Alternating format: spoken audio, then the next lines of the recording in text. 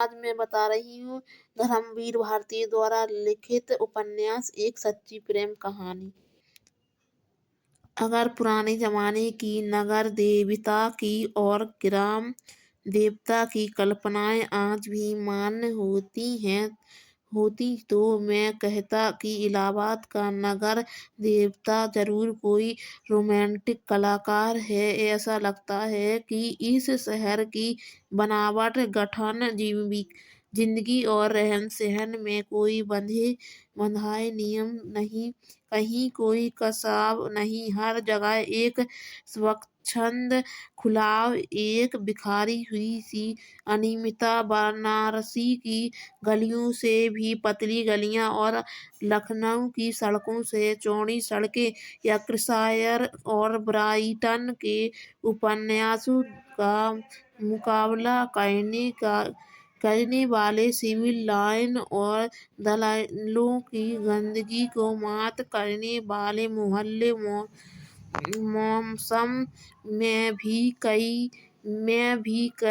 कहीं कोई समय नहीं, कोई संतुलन नहीं। सुबह मलयजी, दोपहर आगाती तो शामें रेशमी। धरती ऐसी कि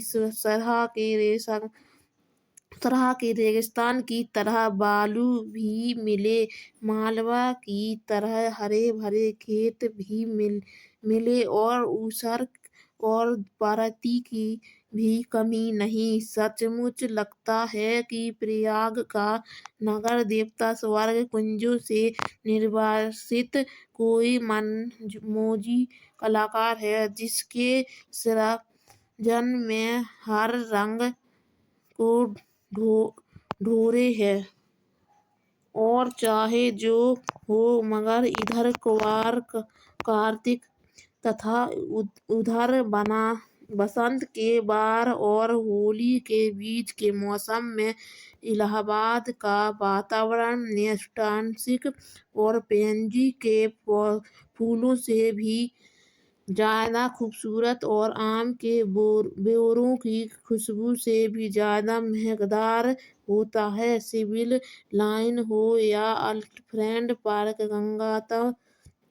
गंगा तट हो या खुशबू बाग, लगता है कि हवा एक नटखट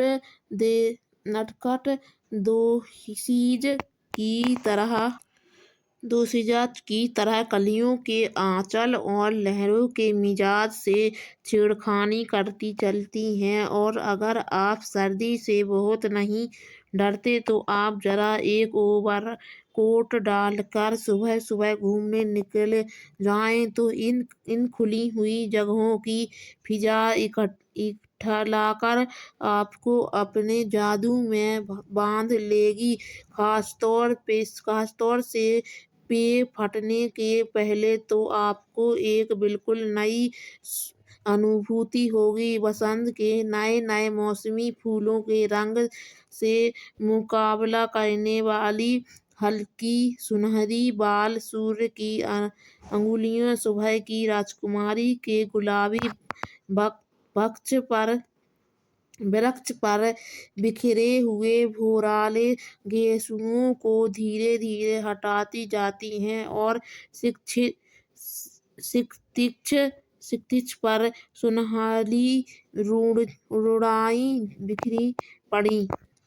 एक ऐसी ही खुशनुमा सुबह थी और जिसकी कहानी मैं कहने जा रहा हूँ वह सुबह से भी ज्यादा मासूम युवक प्रभाती गाकर फूलों को जगाने वाले देवदूत की जगह अल्फ्रेड पार्क के लॉन पर फूलों की सरजमी के किनारे घूम रहा था। स्वीट पी के रंगों का शमीने का लंबा कोट, जिसका एक कॉलर उठा हुआ था और दूसरे कॉलर में सरों की एक पत्ती बटन होल में लगी हुई थी। सफेद मक्खन जीन की पतली पेट और पैरों में सफेद जरी की पेशावरी सैंडलें, भरा हुआ गोरा चेहरा और ऊंचे चमकते हुए माथे पर झूलती हुई एक रूखी भूरी लट। चलते चलते उसने एक ऊंचे चमकते हुए माथे पर झूमती हुई एक रूखी भूरी लटे। चलते चलते उसने एक रंग बिरंगा गुच्छा इकट्ठा कर लिया था और रह रह कर वह उसे सूंघ लेता था। चलते हैं अब इसकी और कहानी सुननी हो तो अगले नेक्स्ट वीडियो में देखिए। और वीडियो भी हैं, इसमें बताया जाएगा आगे कि उनकी सुधा और बसंत की प्रेम कहानी कैसे शुरू हुई।